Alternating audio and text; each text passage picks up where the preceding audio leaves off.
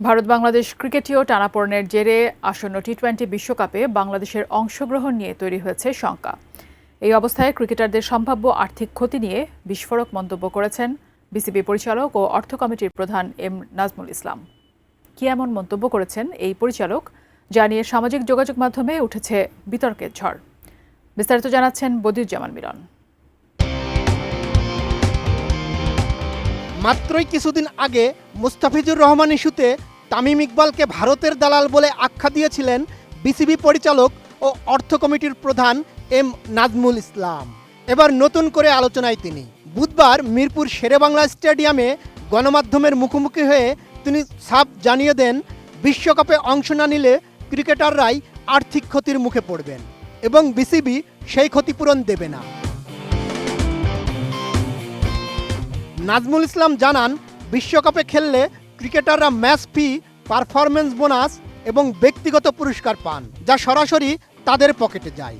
টুর্নামেন্টে অংশ না নিলে বোর্ড কোনো আর্থিক লোকসানে পড়বে না, বরং খেলোয়াড়রাই তাদের প্রাপ্য বোনাস ও ম্যাচ ফি হারাবেন। বিশ্বকাপে অংশ নিতে না পারলে ক্রিকেটারদের বোর্ড থেকে ক্ষতিপূরণ দেওয়া উচিত কিনা এমন প্রশ্নে ক্ষোভ প্রকাশ করেন এই পরিচালক। তিনি পাল্টা প্রশ্ন ছুড়ে দিয়ে বলেন, খেলোয়াড়রা যদি বিশ্বকাপে গিয়ে প্রত্যাশা অনুযায়ী খেলতে না পারে, তখন কি বিসিবি বেতন কাটে?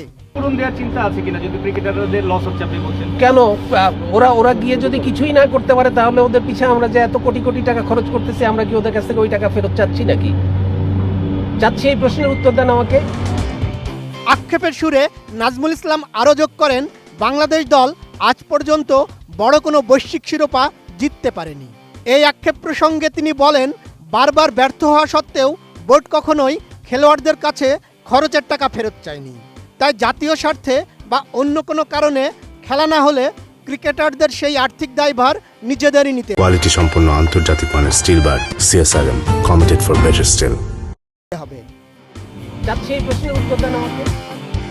যদিও এই বোর্ড পরিচালক শুধু খেলোয়াড়দের পারফরমেন্সই দেখতে চাইছেন, কিন্তু বাস্তবতা হচ্ছে বিসিবির হাই পারফরমেন্স ইউনিটে বছরে নিয়মিত কাজ না হওয়ার অভিযোগ আছে। অনূর্ধ্ব 19 থেকে অনূর্ধ্ব 23 ক্রিকেটারদের জন্য ঘরোয়া ক্রিকেটে সেভাবে টুর্নামেন্ট নেই। বাংলাদেশ অনূর্ধ্ব 23 দল পর্যাপ্ত হোম অ্যান্ড অ্যাওয়ে সিরিজ খেলার সুযোগ পায় না। সারা বাংলাদেশে বিসিবির ক্রিকেট একাডেমি হাতে গোনা। জিমনেশিয়াম, সুইমিং পুলও সেভাবে নেই। ইনডোরে অনুশীলনের সুবিধা জাতীয় দলের বাইরে থাকা বেশিরভাগ ক্রিকেটারই পায় না। বল থ্রো করার মেশিনও বিসিবিতে অপর্যাপ্ত। এনসিএলের ম্যাচ খেলার জন্য এখনও ঘরোয়া লিগের ক্রিকেটারদের লোকাল বাসের মতো ভাঙাচোরা বাসে বসে স্টেডিয়ামে যেতে হয়।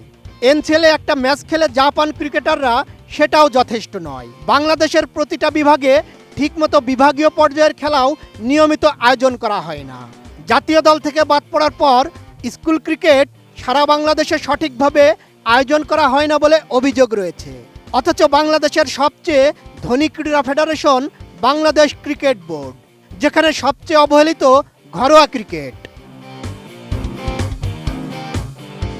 বদিউজ্জামান মিলন, এটিএন নিউজ।